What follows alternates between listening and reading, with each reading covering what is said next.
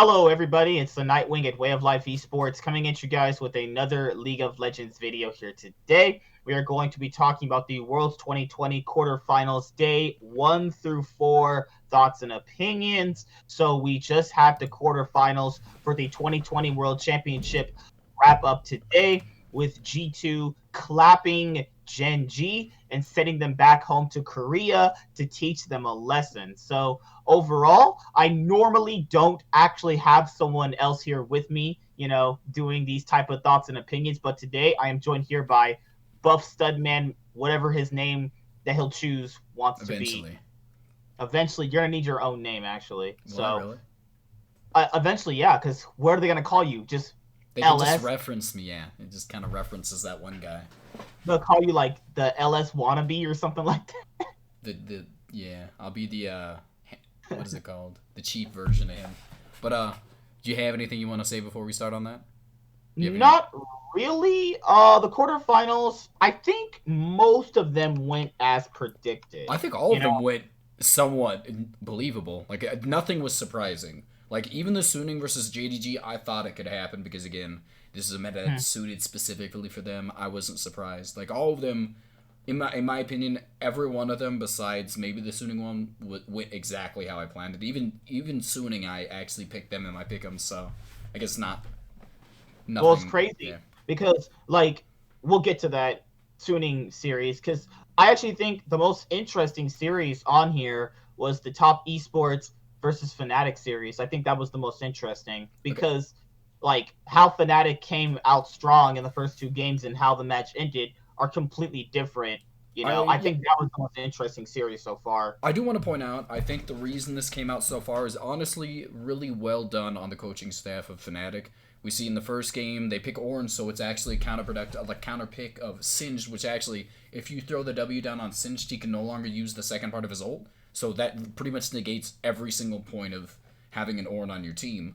Like he can't use his ult, and like all he is a stat booster at that point in time. The second game, they let them have the Ornn. I mean, they picked the Ornn themselves, and then they got Sylas, but Sylas is another pretty strong character in Ornn because he can steal his ult. But then they picked a Braum, so pretty much only one of them has an Ornn. He essentially just jumps on the backline, and he can stop the ult from being able to go into it. So, like, again, they were able to play against that point of it. They pretty much negated the majority of top esports picks on that. One thing I want to give credit to Europe right now is they are the single most intelligent when it comes to the drafting phase so far that I've seen this year. Like, they've 100% been the most adaptable. They've been the most kind of unique in their picks. And honestly, it only came down to them getting severely outplayed in the last 3 games because just, like, the matchups were unfortunate. Like, the JackeyLove being able to dash into the middle of the team, dishing out damage and getting out right at the last second, and then right after that, Karsa goes in, gets an extremely fast assassination, and then flashes out without getting himself killed. Like, all these things happen in rapid succession, and you really can't see too many players in the world being able to pull that kind of stuff off. Like, I really did like the picks. Again, I want to give credit. This is kind of like the misfits of 2017, where they picked against SKT, where they picked a lot of unique picks and were able to push it to 5 games.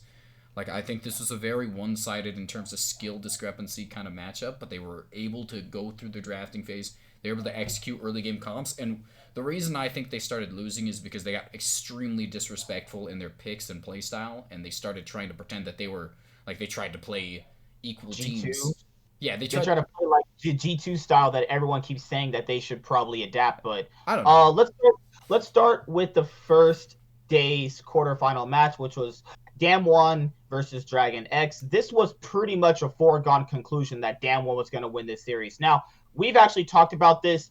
I actually think that Dragon X weren't as bad as they showed in this specific series. Yeah. I actually think that them being in a group like that, where you have like FlyQuest and Unicorns of Love, they didn't exactly punish Dragon X in ways that you saw that they could have. So Dragon X isn't really getting to be pushed to the limits. I don't know. They played top. They're only able to face top and get pushed to the limits in like two games. 2 games is a pretty okay amount. I think that we probably would have had like Damwon didn't have anybody besides 2 games of JDG.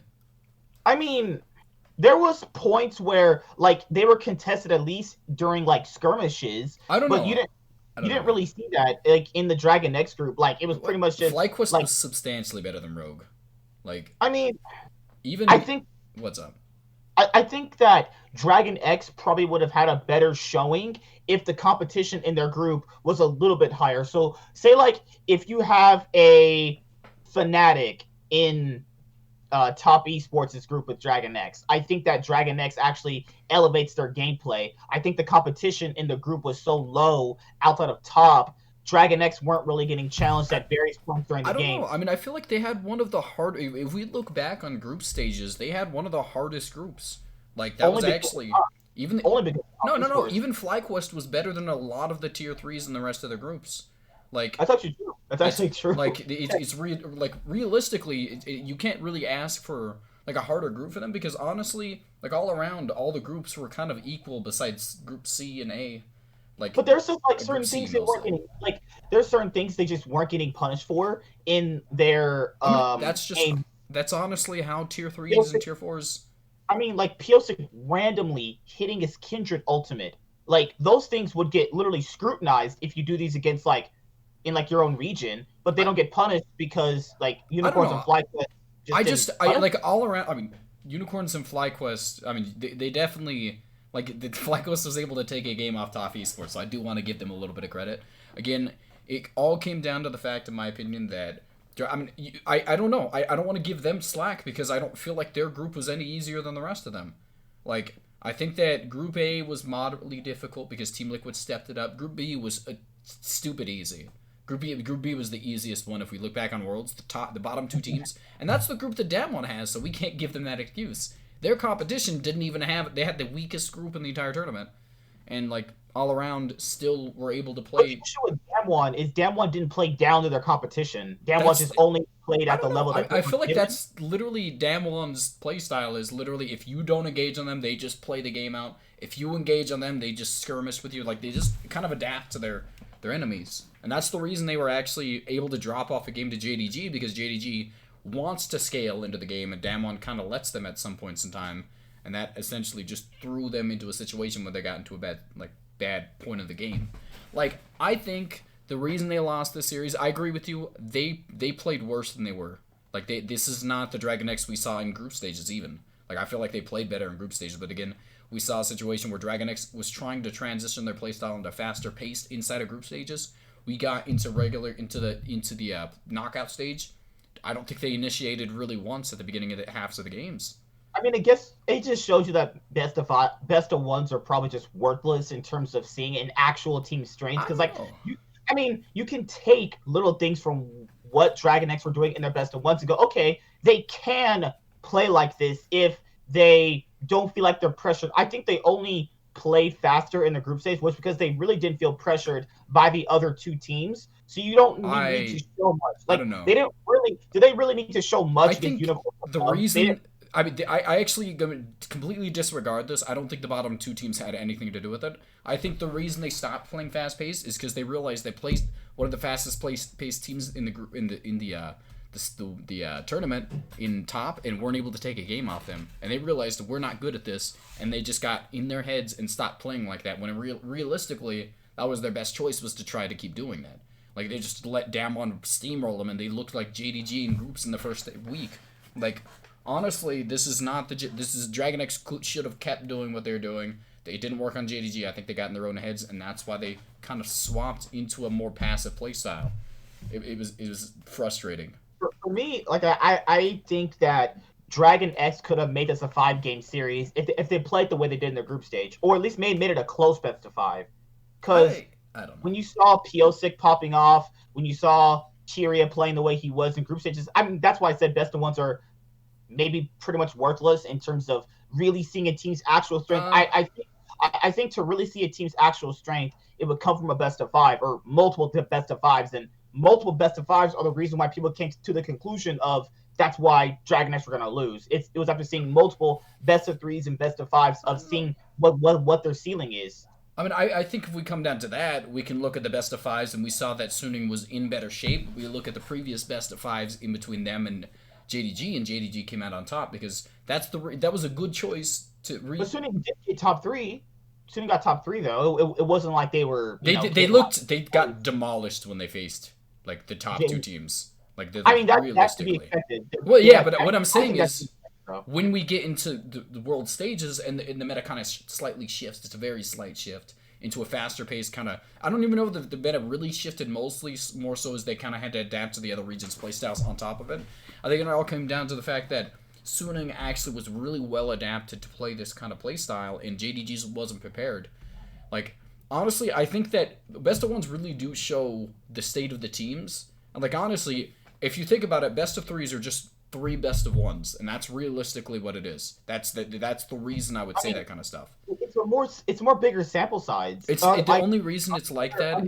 Okay, I'll give you an example. Like Longzhu, right? Longzhu were 6-0 in 2017 World's 2017 group stage, and they got smacked around by Samsung Galaxy. Well, Samsung Galaxy put it together, man. That macro play they put it together was phenomenal. You know what I'm trying to say, right? I don't agree with it though. That's why I'm saying this. I'm just saying, like, you could do really well. You can make references, but like, I think there's also a lot of counterpoints to what you're saying like that. There's not really though, because what I'm trying to explain is you can have good best of 1 showing and then best of 5s look like trash. You can also have bad best of, like, are you saying? I'm saying, usually for the most part, if you're good in best of 1s, you're probably going to be good in best of 5s. We look at 2015 SKT, completely smashed that, and they did really well. 2016 SKT.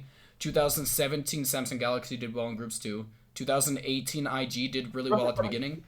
Yeah, they did. They looked okay. They looked okay in the stage. I don't agree. Okay. I mean, they still won their group. They almost lost a few games to the wildcard team in that group. One game. I don't know about the few. I mean, like, honestly, if you come down to it, most of the time. Last year they got second. They lost to RNG twice. RNG looked really good. Yeah, I agree with that. I'm just saying, like, as an indicator for, like, best of 1s don't show everything. They don't show everything, but they are a very good. Like, I don't agree with the concept of them not being an indicator of strength, because again, if we look at that, we can look at a lot of the best of 1s inside of NA, and we honestly knew who was the best teams going into playoffs by the end of it. Like, honestly, we saw the skill discrepancy between TSM when they put it together, they were able to beat everybody. The top 2 teams in FlyQuest and Team Liquid looked really strong going into playoffs, and it's obvious. I mean, even it really didn't change going into the playoffs, except the fact that TSM was actually able to put it together. Like, I think all around, like, it comes down to the fact best of 1 shows stuff, but again, the reason best of 5s are slightly different is because the adaptability you're able to do inside of the drafting phase. When you lose a game, you can kind of ban out the kind of things that really made you frustrated, and that's why. Like, if it was a best of 1, Fnatic would have won, obviously, because they were able to pick that Singe, and they were really, really counter-pick what Top was able to throw at them. And that's why I actually appreciate the fact that it was a best of 5, because again, you can only have if you can come up with 3 comps that it completely shut down on enemy comp. I think it's really smart, but they never got to that point. They kind of ran out of options, I feel like.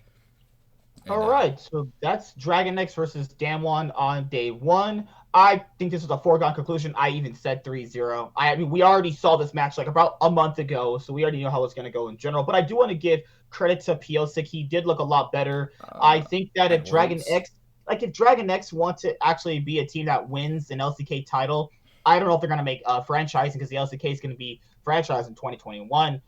You might want to actually get a new top laner. I think Summit or Keen might be in your horizon if you want to get a carry top laner that can play weak side and strong side without being a player that's going to get demolished by jungle pressure. His best character in that series was probably Jax, to be completely honest, and he played pretty decently well in it. He had a lot of good engages, and he was a killer backline. I think there's a ceiling with Doran.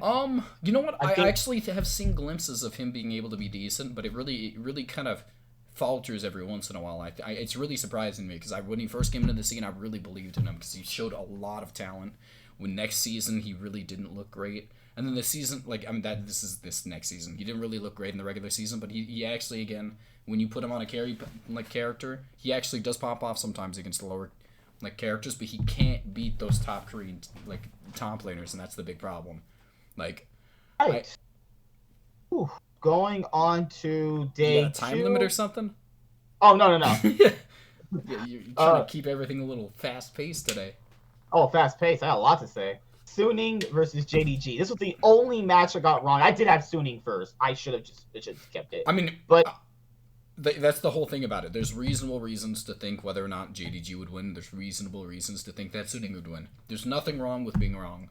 I think that everybody wants to be right instead of being right for the right reasons, and I don't like that. I did pick Suning.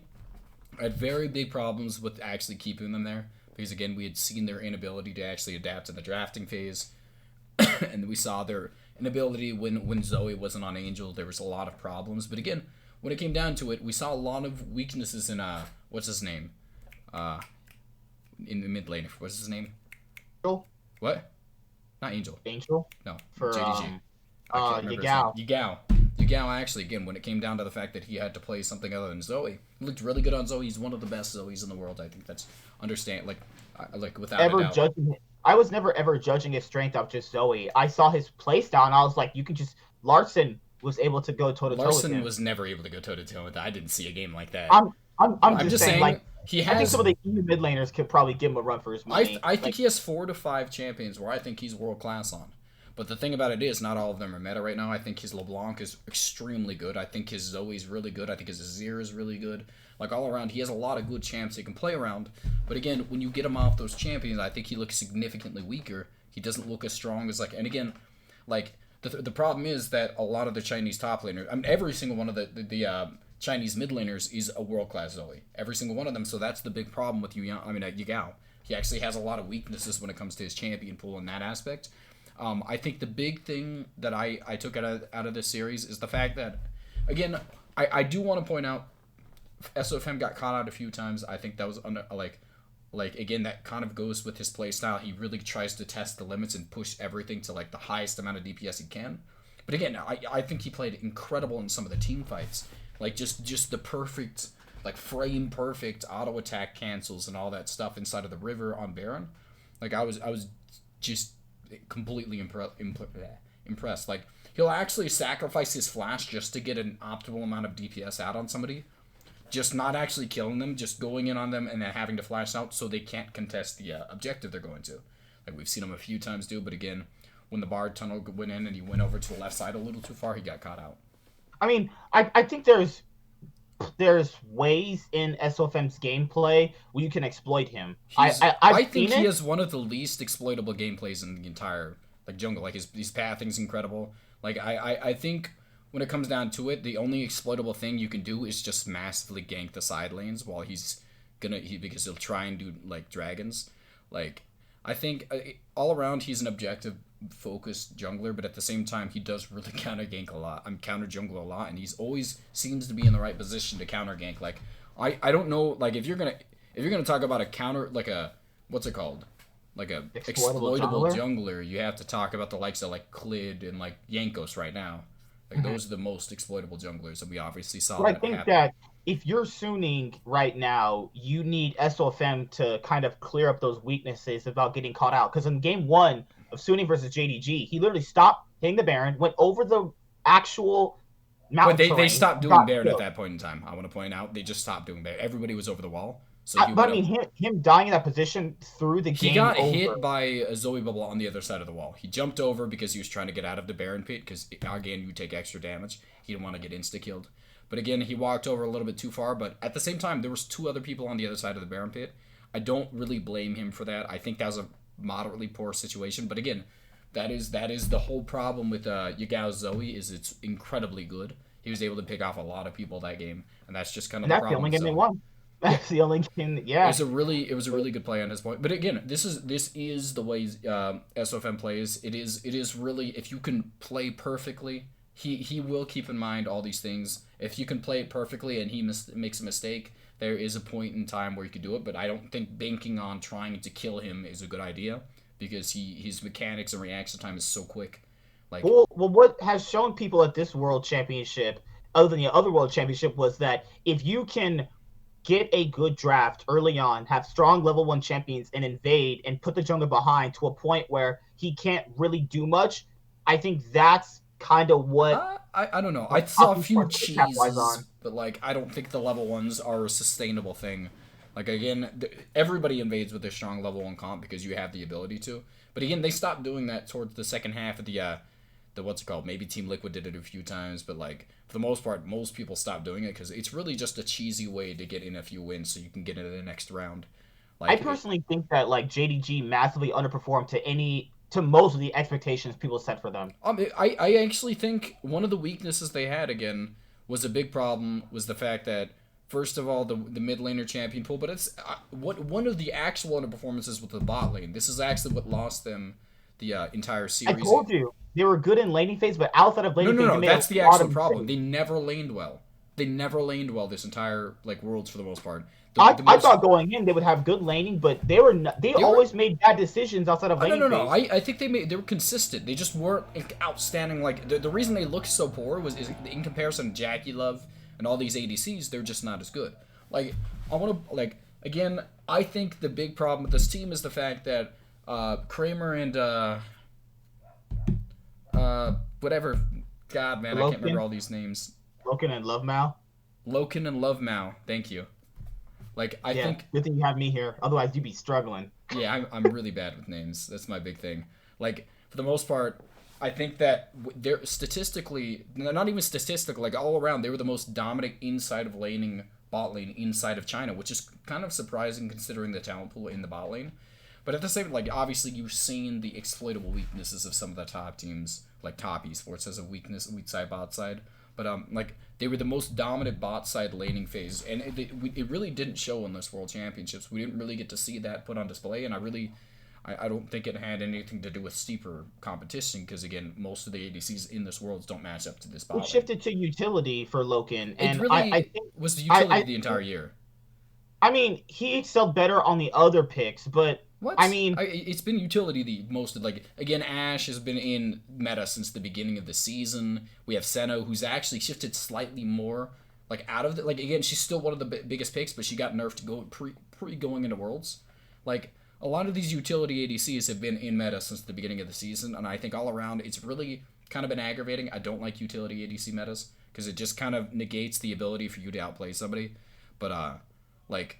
I don't know. I really did think this is one of the biggest problems with JDG was the underperformance on the bot lane. They can play around a weak side mid laner because they always have, and they really do know how to transition into the mid game. But like the bot lane not laning well actually left a large gap in pressure they had, and they just kind of fell apart from there. So that's for me personally. I think JDG even underperformed to even the standards that I set. I think this team, if they're playing at their peak, like they did all year in the LPL for their 2020 season, I think that they could have at least made semis. At least, I think they have a high ceiling though. But I think this meta just really wasn't for them. Suning, we were talking about Suning actually making top 4. So I mean, they definitely made it. I think that this team is going to be on a lot of people's radars. But let's see, can they make the finals? Imagine Suning making the finals. I'm actually pretty decently excited about it now. Like the thing about it is, Top Esports is a worse matchup for them because they're not as slow paced as JDG. So again, there's not going to be a lot of freedom for them to roam around the map. But they really like if Top Esports, like honestly, if we look at their laning phase and all this, and their kind of pick a man phase, we're going to see a lot of situations where I think is always going to be left open for them. Like there's going to be a lot of Galio situations, and I don't really think Knight likes to play that. Like we're going to see a lot of situations where I think they can get the winning matchups. Like, I don't like the way Top Esports is drafting. They got outdrafted drastically in the first 2 games. Like, the last 3 games, Fnatic outdrafted themselves. Like, I don't want to give too much credit. Again, their 4th draft, I think the ability to the mass amount of sustain they had was with Nidalee and what's it called was decent. But for the most part, I'm actually excited for this specific matchup. Like, it looks like Suning's coming in hot, and Top Esports is coming a little bit faltering. Even looking at my pick'ems, it kind of sucks because I chose Damwon to win, but I put them to win over G2. But even looking back at it now, because Riot makes you choose them literally before. I wish they just took the quarterfinals pick'ems, made them their own, and then made semi-final pick'ems their own. Because seeing what we see now, I might actually lean towards Suning going into the Top Esports matchup actually. You know what? I think the reason they don't do that, honestly, would be giving you a pick'ems for like week 1, and then week 2 you get a No. pick'ems. It should only be for quarterfinals and semis because Uh, going into quarterfinals, they're forcing you to pick semifinal matchups when it comes without down to having seen the quarterfinals. most pick'ems in every single other sport on the planet does the entire playoffs do. Like it's just the reason they want to do it is because they don't want everybody to get it right. Like it would just be so easy at that point in time if you only had to do step by step. So that's pretty much it for Suning versus JDG. I think Suning had a really good showing. Huan Feng had a insanely good showing, but I do want to caveat he does not usually play I don't to know. that He's level. one of the best ADCs. He's always been one of the best ADCs in the world. I just think that for the most part, usually he's not going to flank on Jin inside of their base. I don't really think I've seen that too often from him. He's more Well, reserved. that was like BM at that point. I love that. That was game. That was so That was exciting. game. Yeah, it was Is about this game. game Yeah, 3? game 2. Yeah. Game 2 or game 3? I don't remember.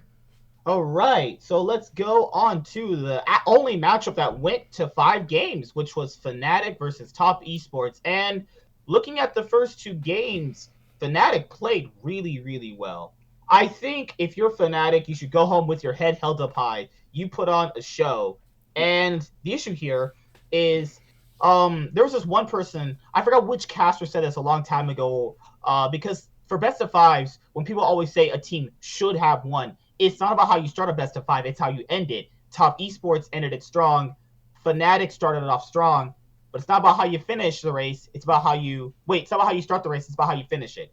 That's kind of the saying it was supposed to be meant for, but just in a best of 5 turn. So Fnatic come out really, really strong with their singed composition of Kindred, Galio, Senna, and Rakan. People just love Rakan this meta. It's insane. Rakan is just the best playmaking support. That's why. So a lot of people actually thought that Fnatic should have won this series, at least even based off Game 4. I thought they had it in Game 4 for a little bit there. The big problem with Game 4 specifically... Wait, let's just run down one by one. I think the Game 1, I really like their comp. Again, I already went over it, but again, Singed into Ornn is just a disgusting counter. You can't do any... If Ornn is in range to W, Singed is in range to W Ornn, he essentially stops being a champion.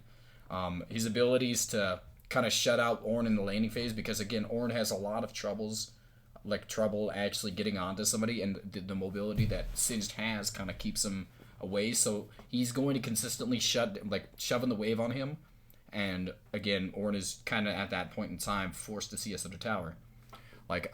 All around, Singed is a great pick, and they had a lot of good picks on Galio and all that stuff to where they could play around the map on that. Again, Galio is probably the most, in my opinion right now, probably one of the most influential characters in the game. That, I think another one I really liked was Game 2, where they picked, again, Sylas. They picked Braum to counteract the Sylas, because they picked Ornn to kind of bait in the Sylas, and then picked Braum, so essentially Sylas is negated for the most part. One of the most useful ults is taken away from him, because Braum can just stop it immediately. Game 4, again, I want to point, Game 3 and Game 4 are the big situations that I actually think it kind of went downhill. I agree. They picked a standard comp against them, Sion against Ornn. Sion is slightly favored in that, so 369 just actually completely dumpstered him. Actually just solo killed him in 5 minutes into the game, I think, right? But it's weird because he solo killed him at level 6. I don't level remember. 6. No, there was no ults. I don't think there were ults yet.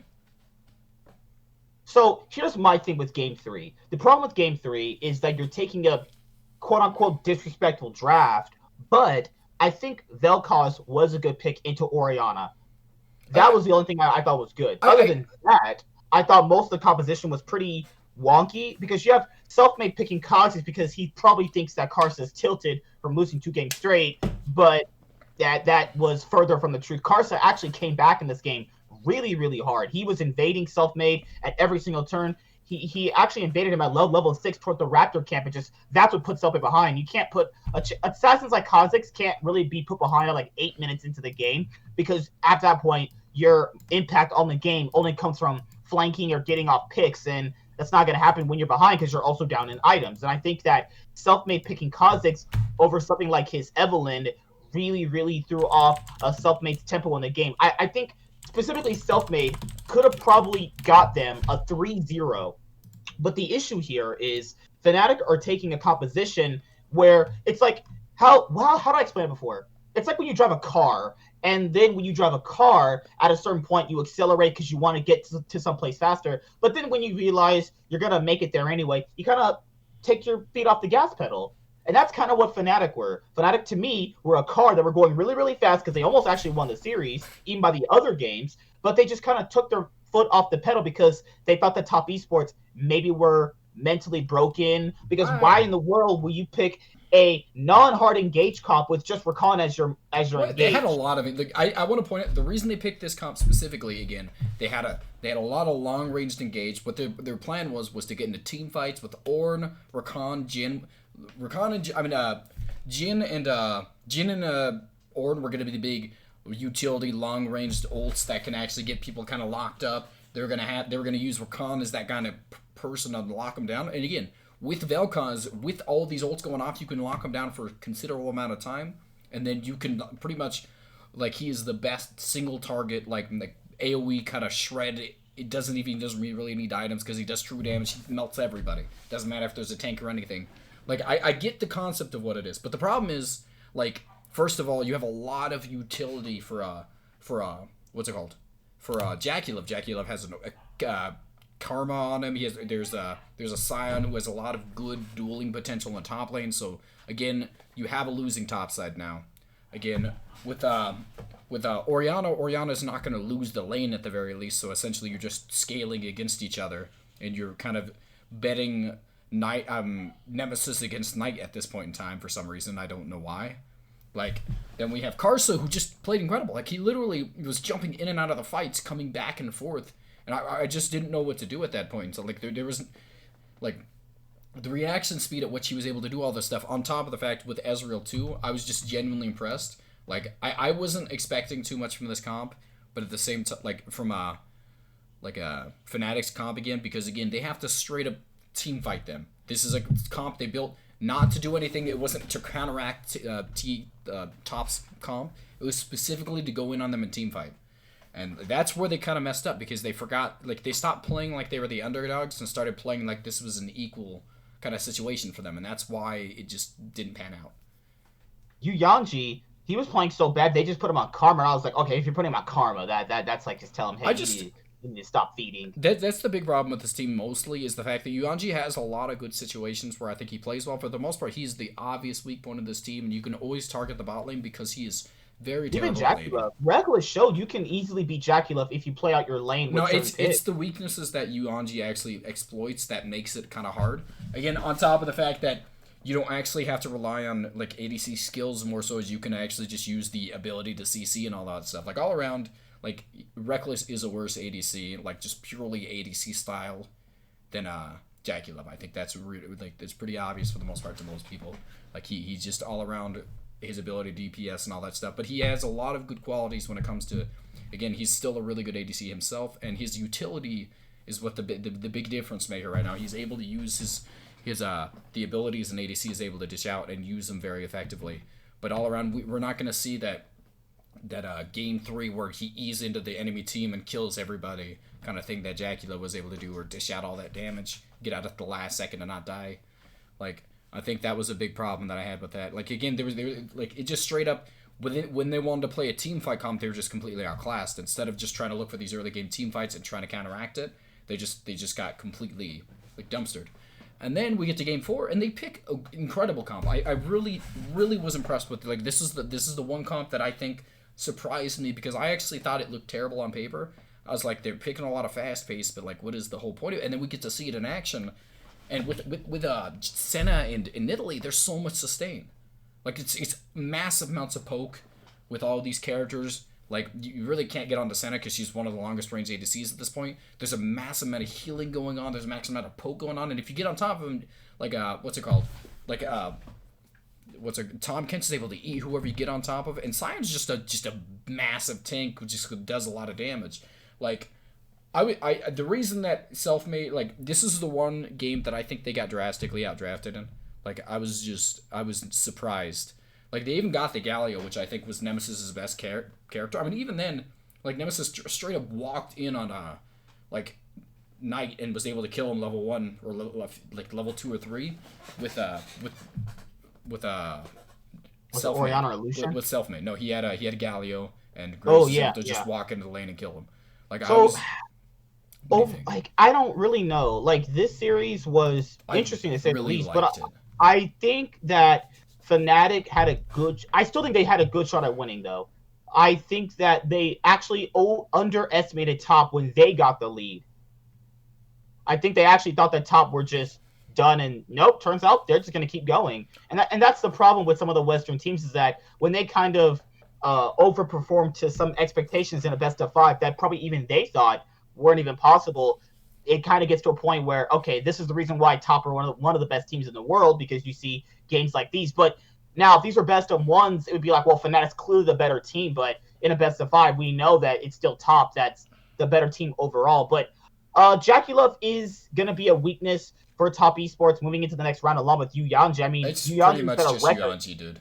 Like He set a record for the most deaths at 15 minutes of world's history. I'm What? just gonna Like, point out, like JackeyLove is a better like Huang Fong when it comes to just highest skill ceiling. JackeyLove is the better ADC, but Huang Fong plays incredibly well. Like he can't keep up with JackeyLove at his peak, but he's definitely better than him in a lot of situations. Like there's a lot of situations where I've seen him be better than most him. people are gonna like want us to talk about like Nemesis. Don't worry, guys. Rift Insight will be on Monday or Tuesday. We'll go over Nemesis and for the C9 Fancast. I lost the episode. We were talking about TSM in depth. We'll go more in depth into TSM and our semifinal previews. But yeah, we'll talk about Nemesis a little bit later because I think that's a lot to discuss. Because I think a lot of people were being too hard on him, but we're also like he had so many apologists come out for him, and it's kind of mitigating how bad he was, just because people don't want to make it seem like he was the worst player. That's how I see it, but you know, I think I mean the whole point of it. Again, I want to touch on it a little bit. I think Nemesis played the Galio games pretty exceptionally well. I think he had a lot of good engages and he was reactionary.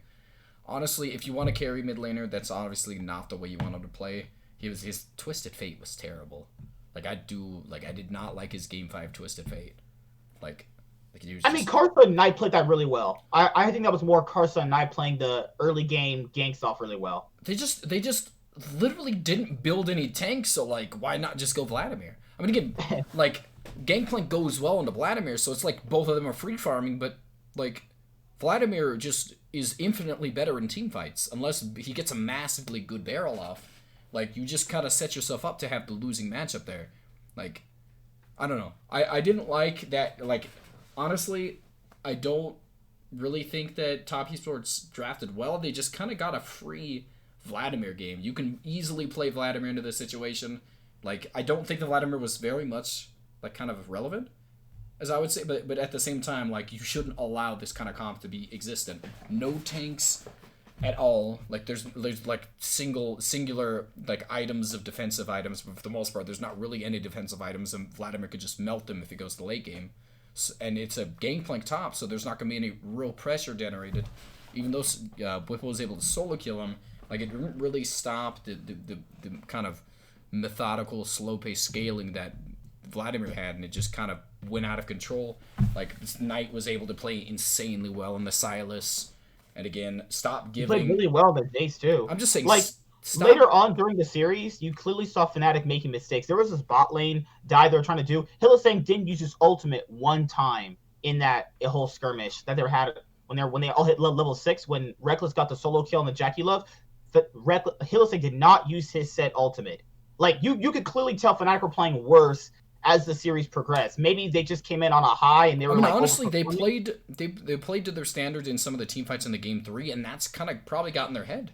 You play moderately well to your abilities, and then you get completely outplayed because they just the pure raw mechanics of the enemy team is so high. I don't know. I mean, I can see why it would frustrate them. At the same time, don't know why you keep letting Karsa have Lee Sin. That was just weird to me. Lee Sin's his literal best champion. That is auto ban. That's like giving freaking Selfmade Evelyn. You just don't not one game did Selfmade get Evelyn because they knew if he got that pick he would take over the game. I don't know why Fnatic I guess they were just willing to give it over because they thought they could easily take care of it, but that's not. They've probably never seen Karsa play Lee Sin, which is sad because They definitely lost. But if you're a Fnatic fan, don't feel bad about this. This was a great showing for Fnatic, and a great showing from the West too. The West is always getting put down that they can't stand up to the Eastern teams. But It's just this NA. series, it probably is just an A. But at least this shows that the West can do it. It's just it needs a little bit more. They need to just they need a few more things to be better for Fnatic. They need a few more things to go their way in a few of the skirmishes and a few of the team fights, and they could have had this series. But you know what? This is better than their last series against FPX, which was last year. That was terrible. But Bwipo, I think Bwipo was the over Nemesis. I think Bwipo played pretty bad. Like people were ragging on Nemesis. Yeah. I think Bwipo played Bwipo got really some bad. credit because he got that solo kill in game 5, but again, that's just kind of like that's just like casual hindsight. It's just gangplank into Vladimir. I mean, that's just casuals. Casuals see that stuff. Well, I just think all around, like, I think that he had an effectively lower effect on the game than 369 in every single game. I think he was probably the most outmatched in his lane in most of the situations. Like, I think Sion, like 369 in pretty much most of the team fights was just insanely impactful. I just never, like, I don't think Bwipo got to that point besides his what's it called? I think he had a few good Ornn ultimates, but for the most part, I don't think he played pretty much well the entire series. Right, last series of the World's 2020 quarterfinals was Gen G versus G2. Caps clapped Gen G so bad they're now in Korea. I just want to point out, like, I don't know what was wrong with Gen. Like, again, I expected G2 to win this, but like, if you can look at your pick'ems. What's up? For your pick'ems, you probably had Gen G, didn't you? I don't remember. I thought I put G2, but I think the big problem with this right now, it's not an unexpected result. If it comes down to it, like, I'm looking at this game and I'm looking like if we look at a lot of the misexecuted like engages in the first game from Gen G with Kalista Taric, and they go in and then they just don't do anything. Like they messed up. Taric goes out way too far, ults too late because he's inside Kalista ultimate, so he dies before the ult comes down. No one else can follow up on his stun knockup. Like, I don't know what was going on. Like, the issue, these are issues I saw in the LCK. This didn't happen in the LCK. Like, whatever this was. They consistently have bad synergy. Like I told people, they have bad synergy. The laners do not play together. It's literally like their team fighting was never this bad. Like their team fighting was always pretty good. But the issue here is that it takes a bit of time to get to team fighting. Their skirmishes that was all team fighting that they misexecuted. I think the big problem that actually I had with Gen G, which was actually just so aggravating, so frustrating, was the fact that they got leads in the first game. They got the lead. They got like a few thousand gold, and then they just stopped existing, and they just let G2 do all the initiating after that. Like they're like, we're ahead. Picture it like this. Picture it like this. The picture of them as two girls. Gen G is the girl that just wants to do missionary and just wants to love you and just make love to you. G2 is the bad girl who wants all the positions and rough sex consistently because they definitely banged Gen G back home. I told people like Gen G have really glaring inconsistencies. I watched them all year. Seeing inconsistencies is not surprising. What's super surprising is how badly BDD underperformed. I think all around the team as a whole was terrible, dude. Ruler trying. I'll give him credit there. Ruler straight up 1v3'd one of the fights almost in bot lane in game 2. Like, they ganked him and he killed 2 and almost killed the jungler too. He's so good. He's actually so good. Like, Perkz, still a mega problem with this team. But again, it doesn't matter because Gen G essentially, they got the lead. This is how they work. They understood that the game is fast-paced. They think fast-paced means we gank in the first 3 minutes. Good idea, but you have to keep going after that. Gen G, they did the same thing at the 2020 Midseason Cup. Remember, they would get early game leads and just stop. They just kind of just. It's kind of aggravated. Like again, they kind of get the basis of this meta, but they don't fully grasp it, and that's the big problem I have with Gen G right now. Like Gen G, 100%. No, don't run this lineup back. I think they have some talent. I think they have talent. Take away Life and Rascal. Why do you keep Rascal completely manhandled Wonder in the first game. Like actually, why does Rascal and Life need a spot in this? Rascal was substantially better than Wonder for the most of the part until they fell apart as a team. Like I still wouldn't keep him overall because I it's one would. series. I think he played well in most of the international situations. Genji have world's winning aspirations. That doesn't happen with a player like Rascal. I think it doesn't. I don't know. Or life, especially life. Life was worse than Love Mal. How's that even possible? No, Love Mal's a good support, but I think that the big problem I had right now, I think Rascal turned it on at the end of the season. I really had some really big problems with him, but I think that he actually, again, he's not as good as 369 and all that stuff. And if you can get a better top laner than him, I would suggest it. But at the same time, he's probably, in my opinion, one of the better performing top laners. Coming out of Korea this year. I think that we look at what's his name, Doran. He was massively better than Doran at this World's Championships. He was solo killing people, all around. He almost turned a top lane gank in his favor because he was completely up. I don't think Roach is the best top laner, but again, I think the big problem right now is not individual players. I don't think this is the problem with this team. It has nothing to do with that. It's the inability for them to know what to do past the early game ganks. Because again, Clid will get the early game pressure going, but where does it lead to? Obviously, they don't know. Genji really essentially got those bunch of kills in the early game. Then they just secure dragons. Are we're scaling up, but G2 straight up collapsed on them, and that's something I want to give credit to. Again, they know how to punish complacency. When Genji started to we're in good shape right now, we're scaling, we have a good comp. G2 100% punished that and just kind of pushed. Once they got the lead, they never let go. I didn't see that G2 inside of group stages against Suning. They lost a massive amount of leads against them, and honestly, that's the thing with G2 is that they just play better in best of 5. Some teams just play better in best of 5. Some just play worse. I just think that when there's something on the line, they actually start caring more. It just really doesn't feel like they care. In some of these games, I would say they care, because if they didn't care, you would see them bomb out of group stage. I think they care. No, it's just that they're just good enough. They don't show all their. I just don't think they show all their cards in best of 1. So there's no need to. If you have their type of talent, you could probably get up every single group stage. There's no point in wasting all your cards in best of 1s. There's no point in doing that because you're gonna give away all your strats. I think it's better to show that in best of 5s now when it you have to really go all out. And I mean, people had G2 beating Genji. So, I mean, it's not like this is a big surprise. I think most people had this. It's a surprise that Genji played actually worse than the standards they were given. G2 100%, when it comes down to it, just looks like they looked like a better team, specifically in this best of 5. They didn't look, again, they haven't looked good in best of 5s all year, though. They look bad in them.